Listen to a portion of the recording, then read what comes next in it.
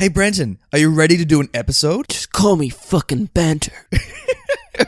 Wow, Kurt Russell himself, ladies and gentlemen, he's in the building. Watch out. Did someone say Kurt Russell? Did someone say the Hateful Eight? Did someone say the MCU?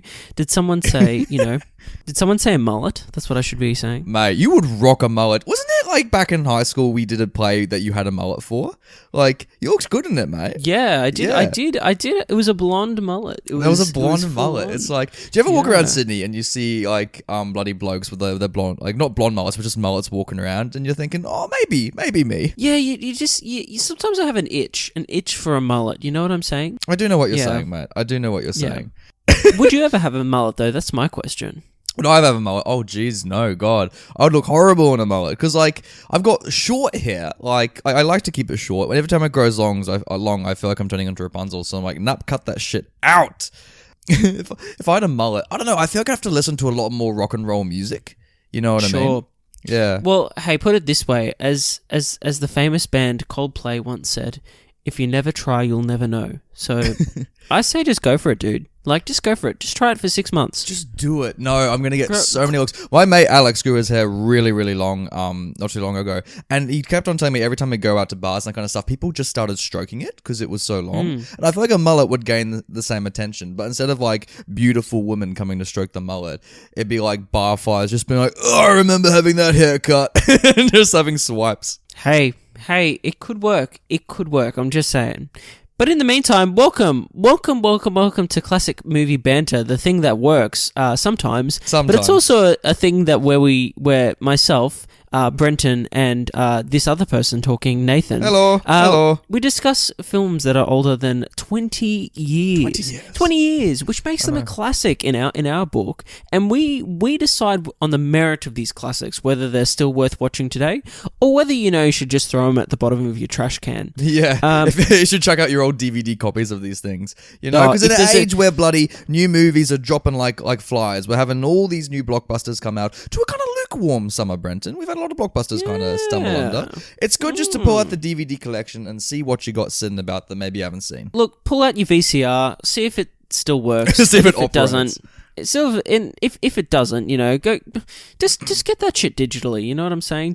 I hear you. Just stream it. You know what I'm saying? You had this thing called Netflix. Yeah. Steven Spielberg says it's the death of cinema, but Jesus. And then he comes out and he does that bloody Apple TV announcement. He's like, Apple TV's not going to be the death of cinema. It's like, please.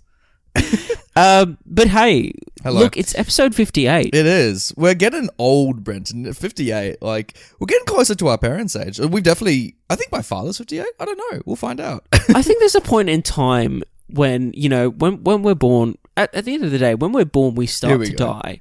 Can you do this in a David Attenborough voice? Like, when a human is born, it starts to die. and I would say at 58, well, we're well past the point of the cells, reproducing and, growing. We're not at the stage where they're all just fucking dying, really. That turned from like David Attenborough to like Love Actually's Bill Nye. He's like, I know, right? You sound identical to him on the radio. Just like, oh, Brenton. Look, we've decided to pull out a DVD copy of Escape to New York. Escape from New York. That's what it's called, right? Escape from New York. Yes. And I blew off the dust of it, checked to see if there was any scratches on the back. Thankfully, there was none. And we popped it in and we had a watch. We did. Brenton, what a movie. A movie I want to know more about. So could you please pitch me this movie? I can pitch you this movie. I can tell you more about it. Oh, tell me, mate. Hello, film producer Nathan. How are you? Very good. Well, we're good. Welcome into my office in the 80s. Well, Mr. thank Brenton. you. Thank you very much. Hey, look, I got this idea for a film. Okay. And I think it's gonna get you going. Oh, mate, so, I'm all ears. So it's a sci-fi film. I'll start off by saying that. And I'm seeing that's getting you worried. But don't worry, because this is a dystopian action film. This is set in a time where crime rates in the United States have risen by 400%. Wow, that's pretty steep. That's a steep incline. Is this that's compared what I'll to say. last year's crime rates or just in the future?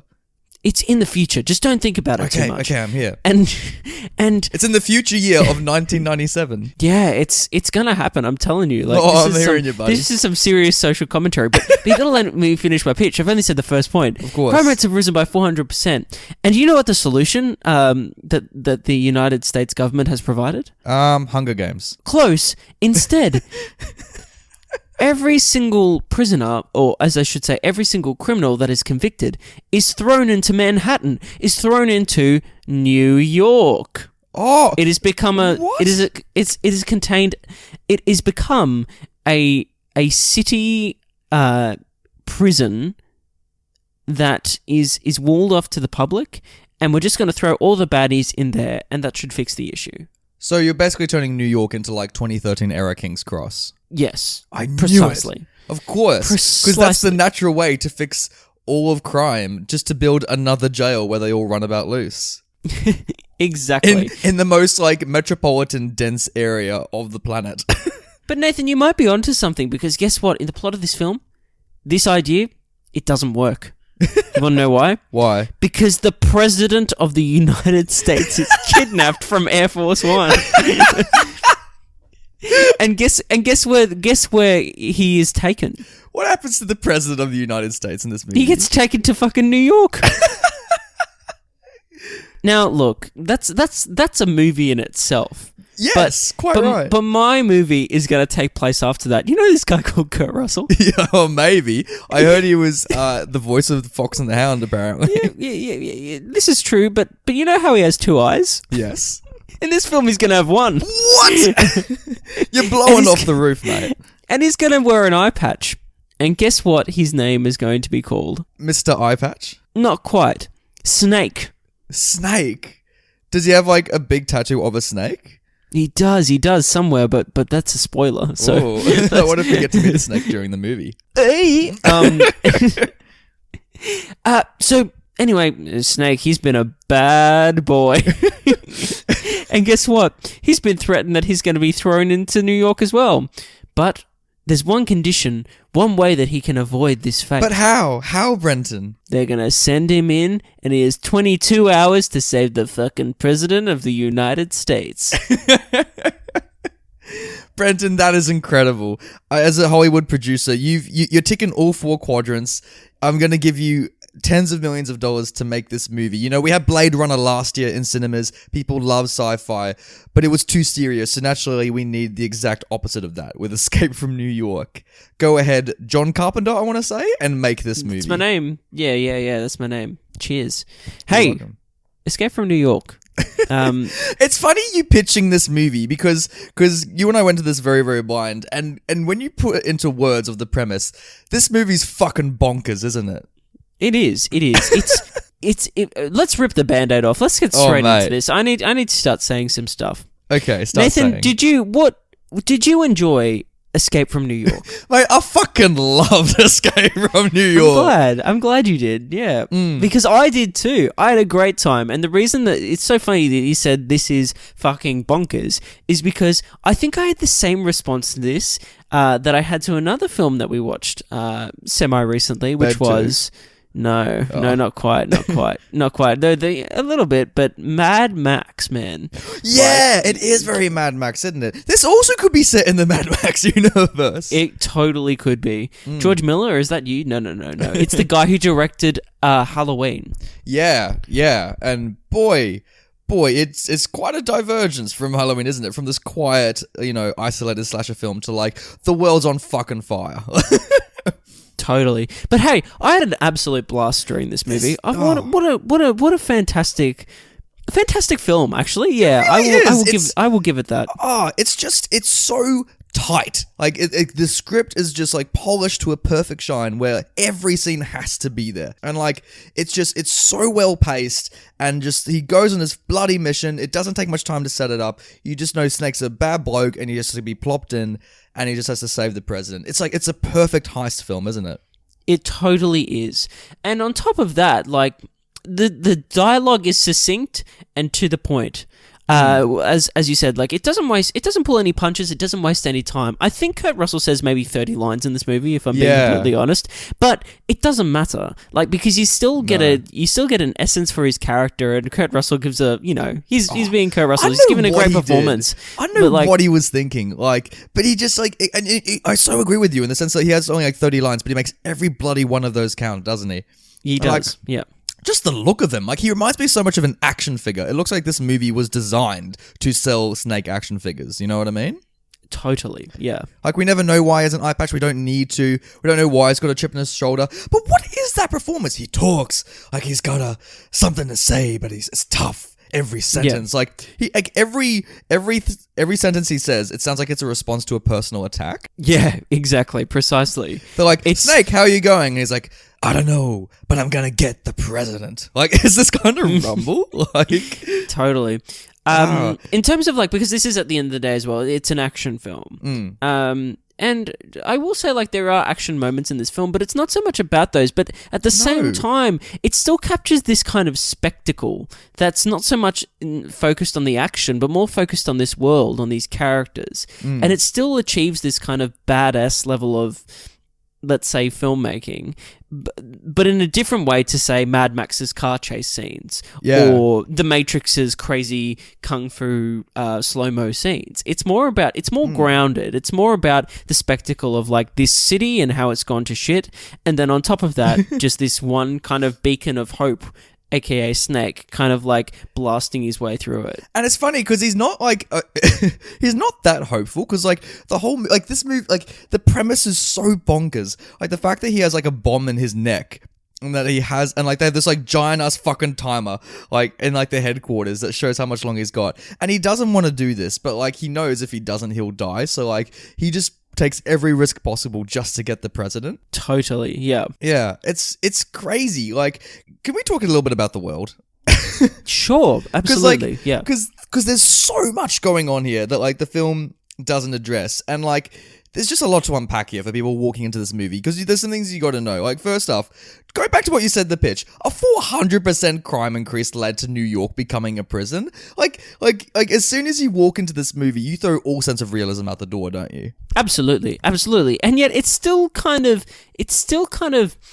creates its own sense of realism in a way, because it's so detached from any sense of reality that it just has its own, it plays by its own rules, I guess is the point I'm trying to make. It does. Yeah. I don't know, like, because like you think, like, New York is like the most powerful city on the planet, arguably, economically, and like all that kind of stuff. So like for them to turn that center into a prison, like what happened?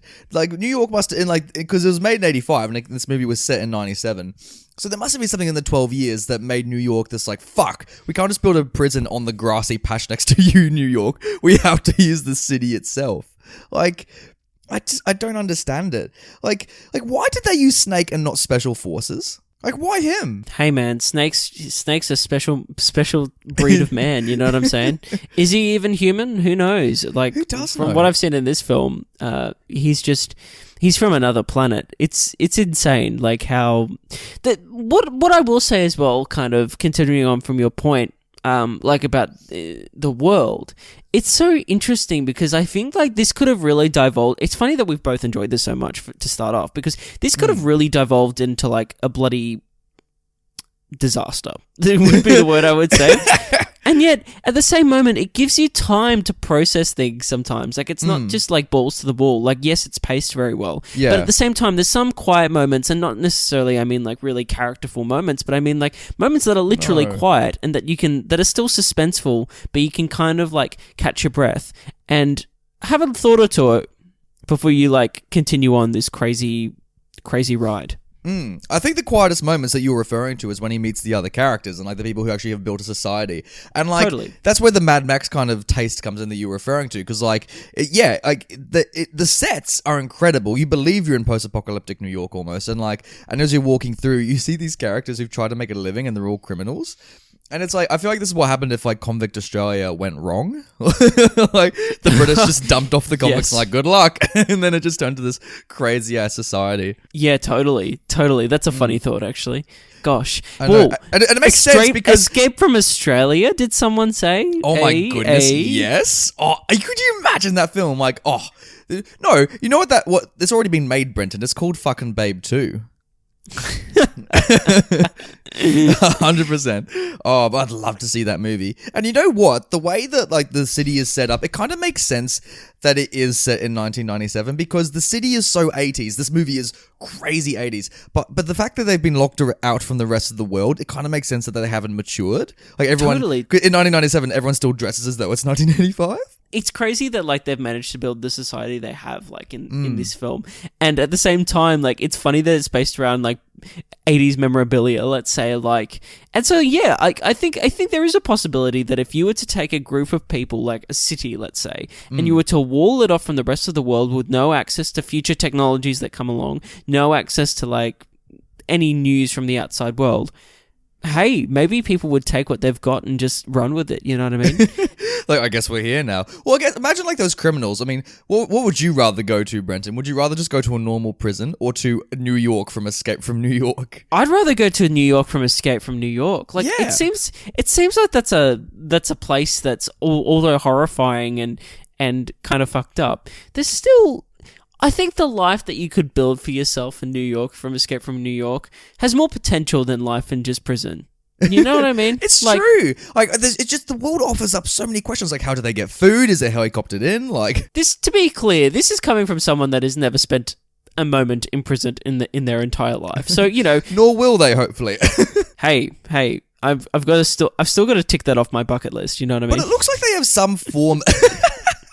But it looks as though they have some form, like some semblance of a society, because they've like fucking boxing. Yeah. There's like a hierarchy. There's like a social hierarchy. There's like boxing matches. Like they have entertainment. Like I feel, you know what? Watching this movie in retrospect, it really feels like The Dark Knight Rises in a particular has stolen a lot from it. There's a few things that you have taken ideas from this specifically. The Dark Knight Rises is a perfect. It blatantly example. copies this movie's plot. Like New York gets walled off. It kind of makes this weird anarchist society. Like I was waiting halfway through this movie for just Christian Bale Batman to rock up. Totally. You mentioned Batman because there's a video game called Batman Arkham City. Which is literally this movie. Which is the same thing. It's like, literally, instead of Arkham Asylum, we're going to take this portion of Gotham and turn it into its own city, just throw the criminals in there, and they can run the roost. As long as they don't get out, it's fine by us. I must say, now that you mention that, this movie does feel a lot like a video game in its premise and its execution. Like, it really does, you know what I mean? I think this would be perfect for video game adaptation. Oh, Totally. But could you imagine just you're fucking watching the movie and like Kurt Russell's trying to find the leader who took the president, and you just, the camera pans, it's fucking Bane is like, the fire rises.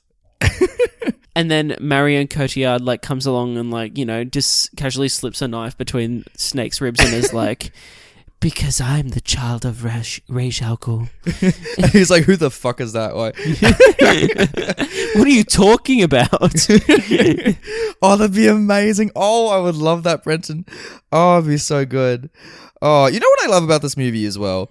I feel like with its execution, like it does its action scenes so well because there's not a lot of soundtrack. When it comes to Blade Runner, it's like bombarding you with its music. But for this one, it's quiet and it's impactful, and there's a lot of small character moments with its action. Definitely, yeah. That's a great point. I was getting like, it really kind of yeah. Sound design was actually really good in this movie. Now you say that, like, We don't normally talk about it, but like, it's good, isn't it? Yeah, like the mixing especially, I think, and obviously editing, but... Especially when he tries to land the plane as well. Yeah, like it's definitely. tense. Yeah. His little glider and... Oh, bless. And like how like it adds to those action scenes. And even like there's a scene in this film which involves a car driving through, let's say, a crowd of people, and this crowd might be a bit violent. Like that's a tense scene simply because of the sound design, because it's not relying on some bassy soundtrack from the 80s that's just like drilling and being which like, a lot of 80s films do, yeah. Totally. It just sits back and it lets you like view it. And I guess that's Carpenter's mastery, I guess. Like when you look at Halloween and you look at this film, like Halloween is successful because it knows how to use sound design, and it knows how to, as well as visual, like the visuals, of course, but like melding those two things together in a way that creates horror. Whereas this is kind of melding it together in a way that makes suspense, but in a different form, I guess. Yeah. Yeah, I 100% agree. So, and that's, I think, the greatest strength of it, because it's so bloody well directed. Like you believe like you're in this movie and you're holding your breath and it's tense and you're like, ugh. So like it's funny. I wanted to ask you this, Brenton, actually. Do you think a movie like this should be remade in the 2020s? No. Yeah, because I was debating with it, and like, there's nothing. I don't think there's anything like better special effects could really elevate. You know what I mean? Totally. Like, yeah. I can't.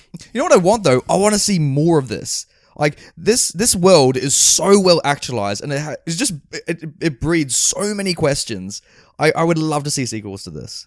I would that's where I think it should head. I think there's a direct sequel to this that came out in the 90s. Yeah, that was the Escape LA from one, LA, which was horrible, wasn't it? Which is notoriously, I think, was panned. Yeah. But I think even if you did something like let's go back to Blade Runner and say Blade Runner 2049, and how that kind of like, it's kind of like a sequel, but at the same time it's kind of rebooting it in a way. Escape from New York 2049. Yeah, exactly. Like something that is a sequel or even a prequel, like showing us how we get to this point, or like a few years just after we've gotten to the New York meltdown, let's say, and just flesh out that world a bit more. I don't know necessarily if it needs to necessarily focus on Snake again, but hey, like. Because there's so much going on around him. I remember at one point, the military guy who's like monitoring him the whole time, he mentions that like they're at war and they're having this like... With the Soviet Union, I'm pretty sure, yeah. And then they're having this like conference with China and Russia or something like that. Like the president needs to be there to maybe make peace accords or something like that. Like there's so much going on outside it, but this film's this tight contained story about this heist in New York, and yet it just breeds so many questions about what the fuck is going on with the planet. Definitely. One criticism I will give it, Brenton, is that this movie has shit blood. Yes. I remember looking at Kurt Russell, and I think it's the most fakest blood ever used in cinema before. It was like, I think it was like someone got like a streak of like not even like dark red paint, like something that was the same color of blood when light's touching it, but it was like someone literally just got like the red you would use to paint the big red car from the Wiggles, and had just gone... You know what I mean? Like, you're not wrong, actually. Like, and like it looks, and it sucks because this movie is so well shot. Like, the cinematography is gorgeous, and yet whenever a light is shone to Kurt Russell, you're like, oh, that's not good blood. Like, I totally hear you. I feel like that's a sin of a lot of films from this era, though. It's really funny that like we've gotten better with our blood, haven't we? We have, and I wonder why that is, because I think at the time they probably were capable of doing it, but. Was it an issue to do with... Well, I don't think... For this specifically, I don't think it was an issue with ratings or whatever, but, you know, who knows? I don't know. Remember when we did It's a Wonderful Life and we discovered that they invented, like, proper snow for the first time for movies? Yeah. I wonder if there was, like, a film, I don't know, in the 70s or something like that, where they nailed blood, where they're like, this is how... Like, one guy in the crew rocks up, he's like, this is how you do blood. he just, like, cuts someone open. He's like, see that blood? Now look at my fake blood. See the difference? No. And the director's, like, screaming, like, ah! You cut me open. Get me to a hospital. No,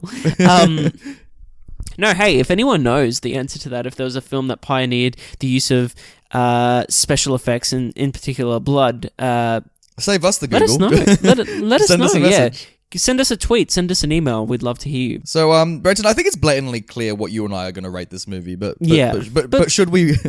Like, mate, let's just on Thursday night. Oh, are you kidding? Thursday night, we are, mate. Thursday, we are watching Escape from New York again. Putting it back we're putting on. that DVD back in, checking there's no scratches that are on that DVD anymore, putting it back in, sliding it in, and putting my thumb straight up in the air. It's funny because I think juxtaposing this to last week's episode on Bloody Vegas, like you could not be further apart. Could you imagine like Snake Plissken's walking around New York and you see like drunk Nicolas Cage just stumbling about, like? Oh my gosh! Oh my god! Yes. What a crossover that. And no he's got one a pig, needs, and it's Babe from Pig 2 with his collar. Oh yes! Can we just cross over all the episodes we've done in our 50s? What are we going to call this cinematic universe? That's what I want to know. Leaving New York, Pig in the City. Let's look at that film's poster. Am I right? Oh mate! Oh, someone on Photoshop, please. Oh, Brenton, where? So what do you rate this film? Oh, sorry. Thumbs up. Obviously, thumbs up. Are you kidding? We gotta give the audience what they want. We gotta hear you say those words. My thumb is. It's like when you bloody put your thumbprint on like your security scan going through customs. I'll put my fingerprint on the poster, and I'm like, you got a thumb. Every time a critic does a thumbs up, they have to physically put their fingerprint on the DVD copy. Would love it. Would love it. Then that's how you know. Hey, you know what a time it's for? What time is it for, Brenton? Spoilers, nothing but spoilers. We're spoiling it. Can we talk about the fucking opening of this movie? Because, like you just said, the way the president crashes into New York itself could be a movie, could it not? It could be. It could literally be a film in itself. It reminds me of the early Bond films, because you're in Air Force One, and it's taken over by terrorists, because, whatever. And it's revealed that Air Force One has a fucking escape pod. It blows my mind that was in this film. Don't think about the logistics of how that would even work. It just exists, It's amazing. And you just look at it and even the president who's like, oh, this is pretty cool. Like everyone's getting shot down and you see him pause for a second. He's like, oh, this is pretty dope. And he gets in this little pod and I'm like, oh, but he shouldn't have survived that. Like, there's no way. I don't know what that pod was made of. Like, you look at that plane crash rubble and it's like, it does not look as though a building has like come into like New York, does it? Not at all. Not at all. Especially when Snake visits the rubble. It just barely looks like a plane crash. It's like, really? And the pod's just perfectly sitting on the bottom of the building. It's like... Oh, that was the thing that got me. I was like, what? I was like, really? Come on. But like, I must say, it gets a little bit antsy, seeing a plane crash into New York, especially after 9/11 and all that. Especially when the film features the two towers Twin Towers, as well. Yeah. Because he lands on them as well still. In hindsight, that makes you a little bit on edge. But again, it's just one of those things. This is a film that was made years ago before any disasters like that had even occurred. So, yeah. But I guess it's interesting to point out that watching it through a modern lens, it still gives you that. It's that natural urge. We get more antsy watching like a plane crash into the city. You're just like, ugh. You get more and more on your edge about it. Yeah. Oh, but yeah. I love the pacing of this film, Brenton. But I thought at the start it was a little bit slow after the plane crash, because you have that plane crash and then you were introducing Snake, and I'm like, the guy's just reading his resume and it's kind of generic, like, you're the baddest motherfucker alive, and it's like, yeah, we get it. It's like, you know what I mean? I do like ego. I get that it was they had to get that exposition out. Like, I get that, and it wasn't the worst example I've ever seen of it, but I guess in comparison to the rest of the film, yeah, for sure. And it's like, at the same time, it's kind of a funny scene, that office scene when he's sitting there, and he does that classic lighting of the bloody. What has he got? He's got his cigarette, or I can't remember what he's smoking something. God, he just gets stoned. He's like, "What, man?" He's turns into Teach, just like, yo, just call me Snake, bro. Everyone, like, when he talks to everyone, he just sounds so hateful. Everyone's so mean to each other in this movie. He reminds me of, this is a random tangent, but he reminds me of the video game Doom. The Doom guy, the Doom Slayer, the lead character in the game. And the Doom Slayer never says anything in that game. I'm talking about the remake of Doom, by the way, and probably the old Dooms as well, but he will literally just walk into a room and there'll be someone there that's like a human being that's talking to him or something, and he needs something from them, so he just will just shove them out of the way and just grab it, and just is really hateful with everything he does, just smashes things unnecessarily, and and everyone kind of just lets him do it, and it's everyone's just all right, man. Yeah. But then again, I would be on edge too if I had to undergo those fucking needle guns that he gets in the movie. Oh my god, his fear of needles. I love that he has a fear of needles. Bless him for it. But holy shit, the size of the needles they put in him, they're like bazookas.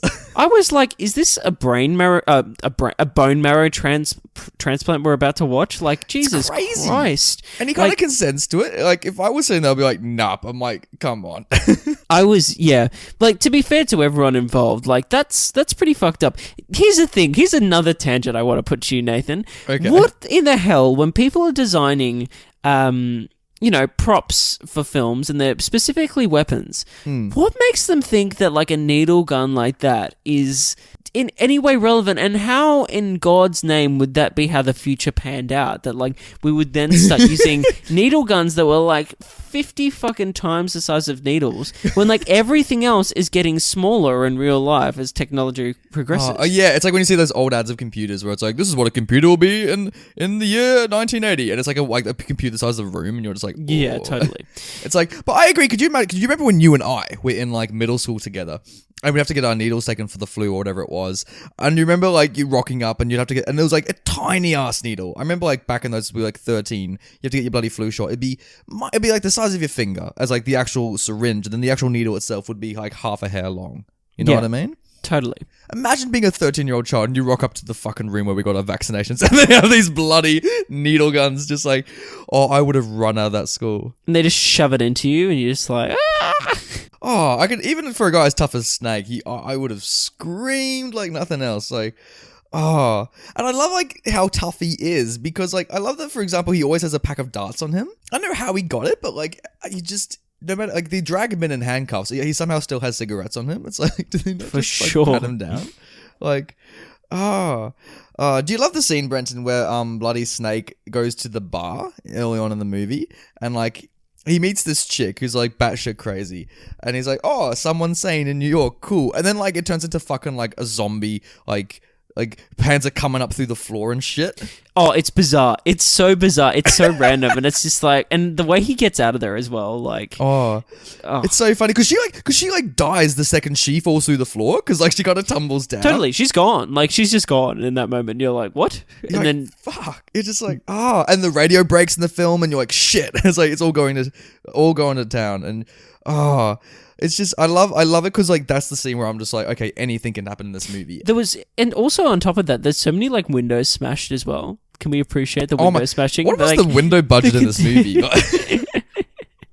There was so many. John Carpenter's like, all right. He's like, okay, here's how many windows he's like in the board meeting before the pre-production starts. It's like, okay, here's how many windows we smashed in Halloween. Now here's how many windows we got to smash in Escape from New York. And it's like fucking spike graph just going up. Someone got a commission every time a window was smashed on set. Some ADs just standing on the side like, yes. It's like, yes. It's I'll like, smash it myself. John, I just got this idea for this shot. Maybe Kurt just comes through this way and then smashes through this other window as well. There should have been a moment where the movie became self-aware and there was a perfectly open door and Kurt Russell looks at it, but then he looks at a window next to it and he decides to take the window. Dude, that's perfect. That would be so perfect. Oh my gosh. Oh, I love it. Can we please talk about the car scenes in this movie? Because this fucking taxi driver. Oh, what a ledge until his untimely death. But yeah, I know. Rip the taxi driver. But like, I love him. I love that in this bonkers world of New York, there's just like this guy who just, that's the thing. Because it's the film insinuates that he just never left New York. Like he was a taxi driver before this all happened in like normal New York. And then when it turned to like this crazy criminal society, he's like, fuck it, I'll still give lifts. It's like when you hear like just these tales of like loyal New Yorkers that are like, will do anything for their city. And he's just like, I've got a duty. People have got places to be. Like, I'm just gonna stick this out. Like, I'm gonna have the best Uber rating in the city because I'm the only one who has it. Yeah, reminds me of that guy from like the first Spider-Man movie where like Peter Parker's fighting Spider-Man around that bridge and all the New Yorkers rock up and they start throwing like tin cans at the Green Goblin. And then they're like, you mess with New York, you mess with us. It's like, you mess with one of us, you mess with all of us. Like, and bloody Willem Dafoe's like, could you not?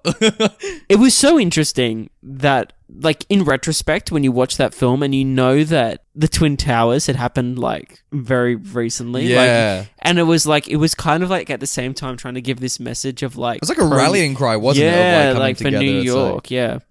Against Willem Dafoe. And in this movie, it's not Willem Dafoe. Oh, I wish it was Willem Dafoe.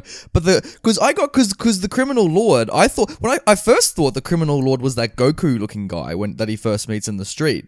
You know, like when he's in the street and there's like that weird guy who literally looks like Goku from Dragon Ball. He's got this like weird spiky blonde hair shit, and he's like, "Ooh, I might kill you!" Ooh. And he's running about. He was absolutely bonkers. Like, I love him.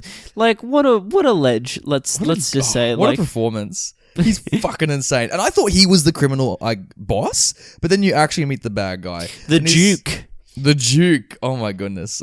What did you think of him? Yeah, like I thought, like, you know, a pretty good antagonist until the end, which I'm just going to spoil right now. But the president gets that moment. Oh my god.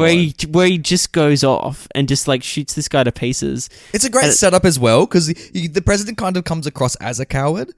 Totally, so like, yeah. And when he gets like leveled up, Kuros's like, fuck, like he's not happy about it. He's like, okay, fine, get up the wall. And the president vanishes and you're like, oh, okay, it's all going to go to shit.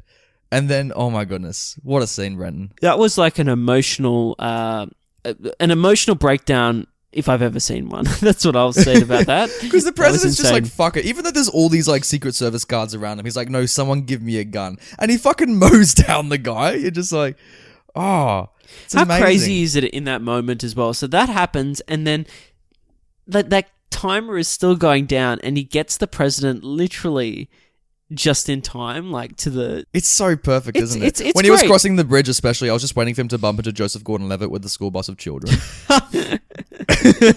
Like, is the bomb going off yet? Kurt Russell's like, I don't know. He's just shrugging. Hey, can we talk about the deaths in this film of the taxi driver, obviously, and the other guy whose name I can't remember for the life of me. It was started with a B, I think it was. Brain? Was it Brain? Yeah, okay. I think it was Brain. Yeah, the scientist who's like, oh, because when you meet him, he says the same fucking line as every other goddamn character in this movie, where it's like, I heard you were dead, Snake. Every bloody character in this film says that when they first meet him. Snake? I thought you were dead. I thought you were dead. It reminds me so much. Have you seen the John Wick movies? Oh, I've only seen the first one. Oh, it really reminds me of the first one where everyone's like, so are you back? Are you back? And I was just, you know how Keanu Reeves like, everyone keeps asking if I'm back. And I'm thinking, yeah, I think I'm back. I was waiting for Snake to have a moment like that. Everyone keeps asking if I'm dead. And you know what I'm thinking? Yeah, I'm dead. Jumps off a building. Like. I'm thinking, you're dead. And he just starts mowing down everyone like... Yeah, I'm dead, jumps off a building, and everyone's like, oh, and then the credits just roll. Like, oh, that would have been great. Oh, he just like shoots the president out of anger, and it's like, well, that's fucked. Hey, let's talk about like kind of this, like the whole point of like saving the president isn't even to like save the president. It's so like you said before that he can like get to like this peace summit. With China and the Soviet Union, and yet he needs this tape as well, which holds the key to to stopping like a nuclear war from happening.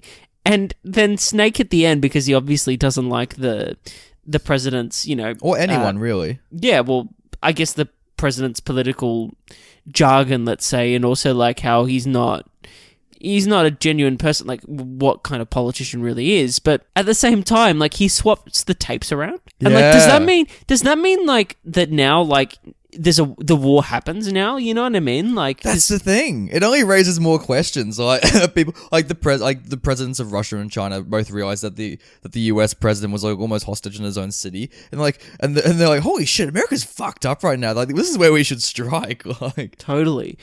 I kind of liked it though, because it's kind of obviously this film has got its own political message, and it's got its own. It's a social commentary, I think, as well as. Yeah, although I'm not really sure what it's trying to say. I don't know either. I know that, fun fact, I know that the stimulus of the idea from this came from Watergate and the whole Nixon scandal. Yes. And so you can see that... He's not meant to be a good guy in this movie. No, and you can see that from like the last decision, like with the tape and stuff, and kind of what does that say? And is it like kind of like a means for like the people actually like taking their power back and like not standing behind something that's like being put together like with the idea that it's good for like the whole country or whatever, or for the world even, but at the same time like if it's not actually a genuine attempt to like fix a situation, the situation's never going to be fixed. I don't know. I thought that was interesting, but at the same time, when Snake, with one-eyed Snake, you know, is just like, you know, there's enough silliness at the same time in this film. I love that scene though, where the president's just like, I'll give you anything, ask for a favor, and he's like. And he just kind of, and you see he's like, I don't want any favors. And he's just like, he's almost doing like a Batman voice. It's like, it's so funny.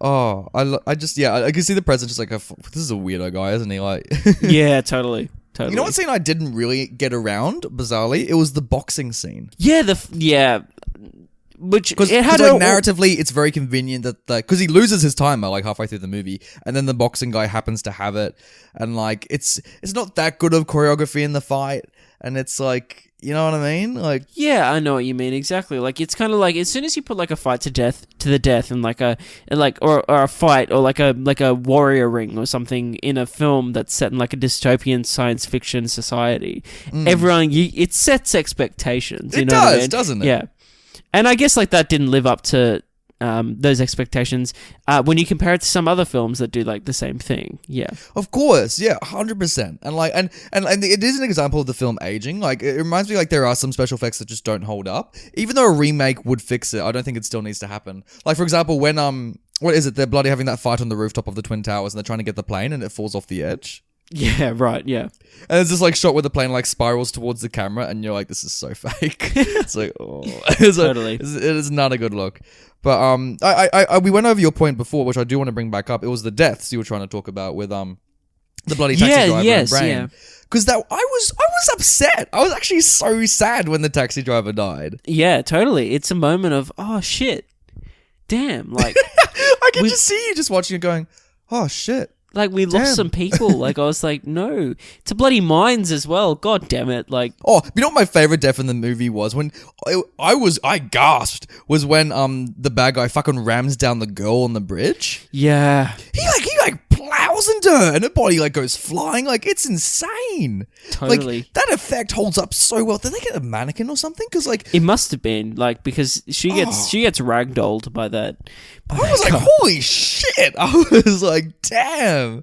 Especially because the other two deaths happen, and you like, there's some hope. You know what I mean? Like there's some, and then it's just like ragdoll effect hits the body and just gone. Yeah. Oh, it's amazing. I just wish like Kurt Russell just paused in that moment. He turns around and Kurt Russell's like, he just breaks his cool for 5 seconds and he's like, holy shit. He's like, whoa, like she fucking died. Like he just loses the plot. Do you feel, Brenton, the end of this movie sets up a TV show? Because I got big pilot vibes from this. Like it was kind of like it was the end of a pilot maybe, and it was setting up like another episode or like another scenario. Like, all he said, like, he's like, I'm gonna go my own way, and he kind of walks off, and you're just like, I know, I feel like, I know, it feels like they could have easily done like a horrible 80s TV show, just with Kurt Russell, just like in different scenarios, just totally, yeah. Yeah, there's all the other cities of New York, or all the other cities of America, just all under siege at the moment. Like, so Nathan, I have another question for you. Mm-hmm. What stills this movie? Okay, this is the section where Brenton or I screenshot a moment in this movie, and we talk about this still. And if you want to see the picture, it's on our YouTube video. Just search Classic Movie Banter on YouTube. The picture, there's a lot of candidates, Brenton, of what stills this movie. There's a scene in this movie where I'm just looking at the photo now. There's a scene in this movie where Kurt Russell, oh no, not Kurt Russell, bloody the scientists go and try and get the president, and he's all chained up, and Goku's guarding him, and like and the chick walks up to him and it's in this weird museum room, and the chick walks up to him and she's pretending to be this like ally of him, and then she just stabs him randomly in the chest. And as he gets stabbed, he's pulling this horrified expression. But the way the camera's framed it is that you see him on the left being stabbed, looking at this woman like the Scream, like the portrait of the Scream. And on the right is the President of the United States in this like Hannah Montana wig. There is so much happening in this frame. There's so insane. much going on. So you have this act of violence happening. You have this person that's pulling this god awful face, and it's kind of humorous at the same time, even though it's horrible. And then the woman's face is like over his shoulder, or whatever. Then you have the president in this weird like smock, as well as like. And it's never explained why he's in this costume. I know. And then on top of that, just like over to the right of the shot, in the background, you've got this just weird naked mannequin of this woman as well, with like this terrible wig on as well. What is going on? Like, it's. Do you reckon bizarre. like there was another wig that they tried on the president, but they're like, it looks better as a blonde. Totally, definitely. Dude, good pick for the still. It's just there's so much happening. It's bizarre. There's so much going on, and it's a perfect example of just this movie in the sense that every bloody frame is just packed to the brim. It reminds actually a lot of Star Wars. So when you pause a moment in the original Star Wars movie, there's just a lot going on. Yeah, totally. So Brenton, how did they make this? How did they make this, making the movie magic? Yeah. How did they make this? Alrighty, let me get my notes up here, because Brenton, I want to open this by talking about Snape Plissken, because the name actually came from a real person. Really? Yeah. So when writing the original script for the film, John Carpenter, he was in search of a name for the main character. He's like, fuck, I need a badass name. And he knew a friend of a friend who was called Snake Plissken. And Carpenter described the bloke as like and the real Snake Plissken was like a tough kind of high school guy who back when they were in school like was really, really like macho. So, and he also had a snake tattoo. So this is a real person that exists. So John Carpenter was like, fuck, I need to put him in this movie. Wow. Could you imagine being this bloke you went to high school with and like you realize there's a movie Escape from New York based on yourself? You'd be like, it'd be pretty amazing. Crazy. So wait, does that mean the Simpsons character Snake is inspired by this character? Ooh. Because I thought there was a lot of parallels. I don't know. I'm going to talk about another one as well. Another inspiration that came from this film. Popular video game director Hideo Kojima, love him, be a great guy, has referred to the movie frequently as an influence on his work. In particular, the Metal Gear series. Solid Snake is partially influenced by Snake Plissken. In Metal Gear Solid 2 Sons of Liberty, released in 2001, Snake actually uses the alias Plissken to hide his real identity during most of the game. Now, Nathan, do you know who Snake is from Metal Gear Solid? No. All the listeners right now, Google right now in your image search Snake from Metal Gear Solid and just look at the guy. Okay. He's got an eye patch, Brenton. That's exciting. He has an eye patch and a mullet and a bandana that goes around it. He looks like the very definition of badass. And you know who he looks a lot like? Kurt Russell. I feel like they wanted to make like an Escape from New York game, but they didn't get the IP rights. So they're like, fuck it, let's just make it as close as we can without breaking any laws. Dude, I'm not gonna lie, like it takes so much from it, but it's a good game, so whatever, you know what I'm saying? Whatever, man.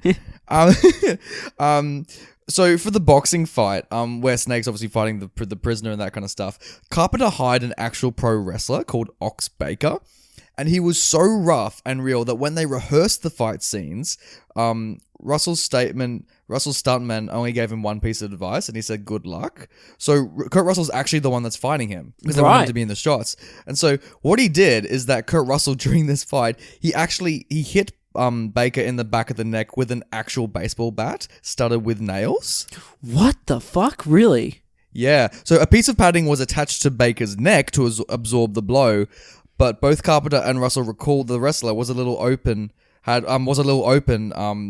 before the stunt took place, so he actually was bleeding from it. What? Yeah. What the fuck? That's awful. Isn't that insane? Jesus Christ. I know. All these bloody boxing films. I swear every time we, especially with Rocky as well, we're getting such bad stories that come out of these boxing scenes. Like, hopefully when they make the Creed films these days, they're a little bit more safe with the setups. Kurt Russell has stated that this is his favourite of all of his films. And Snake Plissken is his favourite of his characters. It's pretty good, isn't it? Like, I'm trying to think of where I've enjoyed Kurt Russell more. Like, this probably is the best I've seen him. Like, he was fine in Hateful Eight. Like, he was fine in Guardians. Like, yeah, he's pretty damn good in this, I must say. Yeah, for sure. You haven't seen Big Trouble in Little China, have you? No, I haven't. I'm not a fan, Brenton, to be honest with you. I don't think it's that good. So, like, he's fine in it, but, like, I don't want to watch that movie again. I don't know. I don't rate it. But, like, yeah, I think I agree with Russell. I think this probably is his best movie. Another fact quickly on Kurt Russell is that he based his performance on Clint Eastwood. Oh, did he really? Yeah. I can actually see a young Clint Eastwood doing quite well in this. Yeah, totally. You know what Kurt Russell needed? A shotgun. Just like a Clint Eastwood shotgun. Totally. Though his gun's pretty cool in this film. It is actually. I will say it is pretty badass as well. But like, I would love it's like bloody Clint Eastwood and Dirty Harry. He's just like, no. So you must be wondering, did I fire 6 shots or 7? And Kurt Russell's just pointing it at the Duke, like, would have been great. Would have been so good. Did you know that Jamie Lee Curtis has a cameo in this film? What? Really? Yeah. You know who she plays? Who? She plays the voice of the computer. Oh, right. Yeah. Okay. Yeah. Righto. Really? So, that's interesting. Yeah. So that's kind of fun. It's nice because it's a nice little tie back to Halloween, that kind of stuff. But Another thing that was added in this movie is that Snake's eye patch wasn't originally in the script. Kurt Russell just rocked up onto set one day and he was just like, fuck it, I reckon this guy should have an eye patch. And then everyone's just like, all right, sure. All right. Do you know what's also interesting? In between takes, Kurt Russell actually had to take his eye patch off because if he didn't, it would throw his depth perception out, like, completely. Really? Yeah. Do you reckon Kurt Russell's ever met with, like, Sam Jackson and just had a chat to him about eye patch characters? Maybe. I reckon they'd have a nice long conversation about. That's probably what they just were doing on the set of The Hateful Eight. They were just like, they probably were in the middle of like Wyoming freezing their asses off, and he's like, "Fucking eye patches, eh?" Totally. I also just wanted to point out, studio executives wanted Tommy Lee Jones for the role of Snake Plissken. They didn't think Kurt Russell was right for the role based on his prior work. I know what his prior work was to this, but like, I'm trying to think of a Tommy Lee Jones. I feel like we got what we would have gotten in Men in Black. Yeah. Yeah. Like, it would have been interesting to see a young Tommy Lee Jones, but like, I don't know. I kind of like that Snake is more, he's just so grumpy. Like, Tommy Lee Jones is also very grumpy, but like, I don't know. I feel like Tommy Lee Jones just comes across as exhausted when he's grumpy. Like, I'm thinking of like No Country for Old Men. Yeah, definitely. He's like, oh, you know, it would have been great if he was alive at the time. Bloody, or young and alive, I should say. Bloody, Javier Bardem. Imagine him, like, in his, like, could you imagine, in his bloody No Country for Old Men haircut with his little, like, gas canister. And he's just walking around New York, just firing it off. Totally. I can see that. Why not? Oh, that would have been incredible. The last little fun fact I have was Donald Pleasance, who plays the president. He actually wrote a backstory for his character, because if you're paying attention to this movie, Brenton, a lot of people at the time were asking, why does the American president have a British accent? Yes. The film never explains it. And so the actor, the reason that he does is because he wrote a backstory for the character involving Margaret Thatcher and the US reverting back to being a British colony. Oh my God. So the actor came up with this backstory, which is just bonkers in itself. And John Carpenter was like, probably not. just play the part, please. Yeah. Hey, do you know what's really interesting as well about Donald Pleasance? He played the president. Yeah, what's so interesting about him? So the idea of putting a wig on at one point in the film was totally improvised by Donald Pleasance. Really? Yep. That's amazing. It's just like, what? Like, can you imagine the props department for this? They like even the costume. Like, they would have just walked in one day with, okay, we're using this and that and this and that, and like, fuck it, let's just do it. Yeah. Or maybe he just did it and no one batted an eyelash. Like, he just rocks up in a blonde wig and everyone's like sure. I have one last note for this film, and that is the model of the city. The model of the city set was repainted and reused for Blade Runner, which came out in 1982. Was it really? Yeah. That's incredible. So there you go. That's fantastic. There you go. I love it. I love it. And that, Nathan, is how they made Escape from New York. We did it, Brenton. Well, hey, let's look at this film's poster. Hey, Nathan. Yeah? Let's look at this film's poster. Just to reinforce it. Thanks, mate.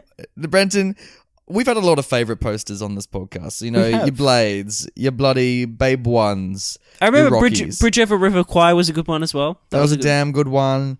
You know what? I think bloody American college movie with cocaine. What was it? What was that movie called?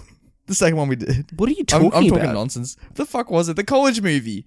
Bloody Big Lampoon's Yes. What was it called? What was that movie called that we loved? No, we didn't love it, did we? No, I didn't. I don't think I loved it. This is horrible. Jeez. We'll never know. Yeah. Jeez. Anyway, there you go. Anyway, of all the posters that we've done that have all been good, Brenton, this is a remarkable poster. It's very cool. It's very, very cool. This actually might be my favorite poster of the whole show. So, for our listeners, because obviously this is an audio medium, we are looking down a street of New York, a block of New York, and in the distance you can kind of see the silhouette of the Empire State Building, but in front of that, on the street ground, is the decapitated head of the Statue of Liberty lying on the street. And then in front of that, you have the crowds of criminals who are climbing out of manholes, being violent and are running at each other. And then in the foreground, you have three of our main characters being led by one Kurt Russell as Snake, sprinting away. Incredible stuff.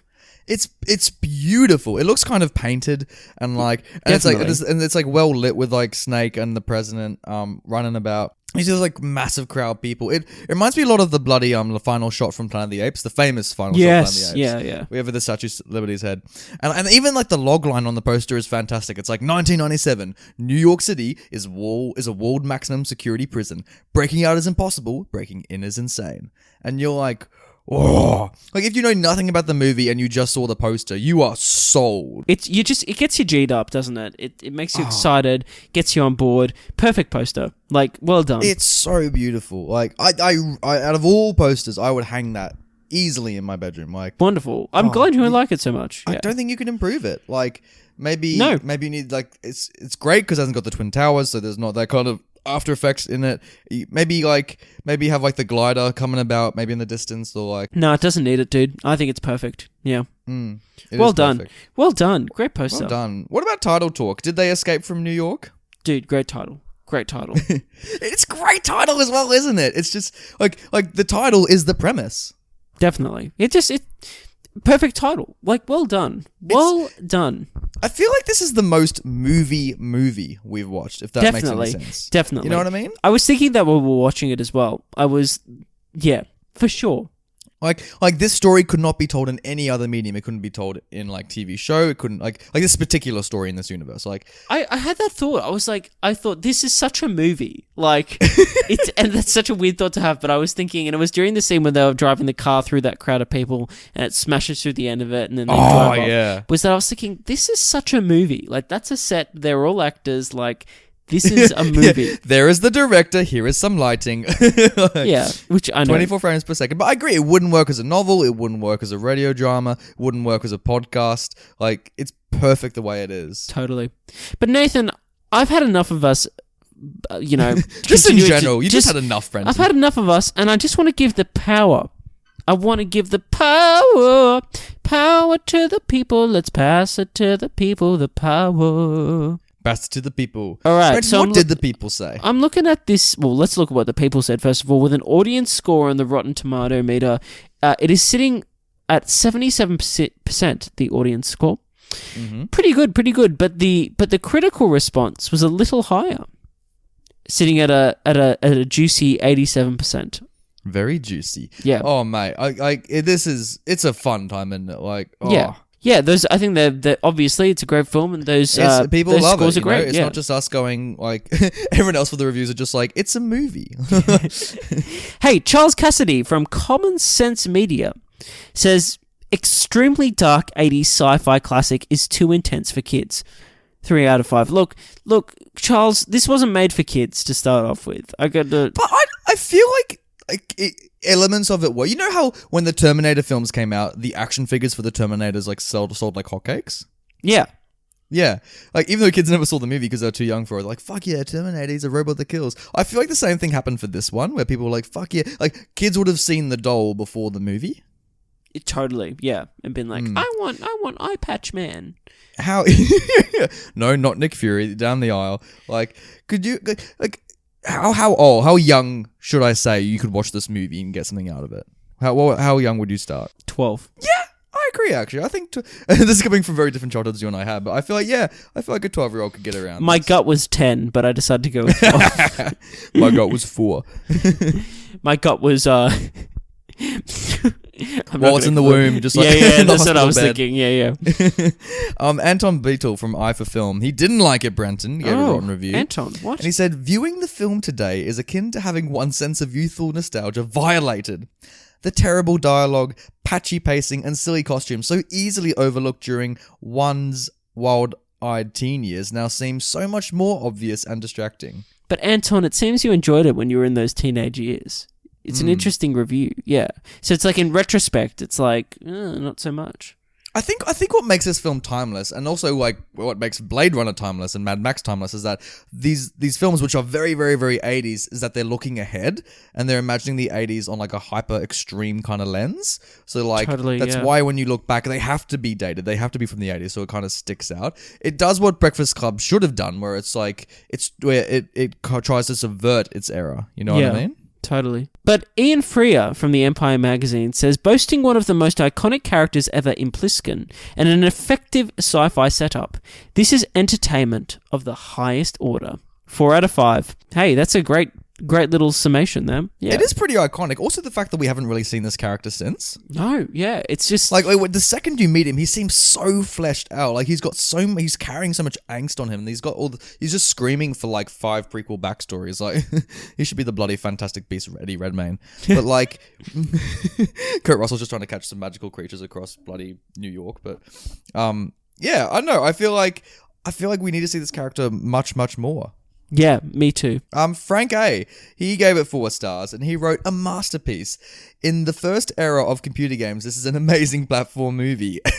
Sure, he's Frank. not wrong. Sure, Frank. I think this would be beautifully. Oh, could you imagine if the PS4, like today, they made like a AAA title adapting this movie? I'd purchase that day one and I'd play it. Depends who made it, but I think it could make for a great game. Yeah. Daniel M, 4 stars. Great movie from the 80s with an iconic soundtrack and awesome story. Hey, simple, Daniel, and to the point, and I like your review. Thanks, mate. Well done, Daniel. Robert A, 4.5 stars, said, I saw this in 1981 as a B movie to One Flew Over the Cuckoo's Nest. I think it is better than Cuckoo's Nest, though. It is one of the first sci-fi films that really mattered in my mind. Hey, cool, Robert. Could you imagine? I kind of miss that we don't live in the era of like A movies and B movies, how they did like double features and that kind of stuff. Yeah. But could you imagine going from One Flew Over the Cuckoo's Nest to this movie? Oh my god!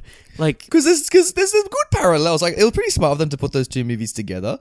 Like, you just see Jack Nicholson be batshit insane, and then it like segues to Kurt Russell being batshit insane. Sure. I mean, I'm down for that. I'm down for a double bill. We should have you seen Cuckoo's Nest? No, I haven't. Funnily enough. What?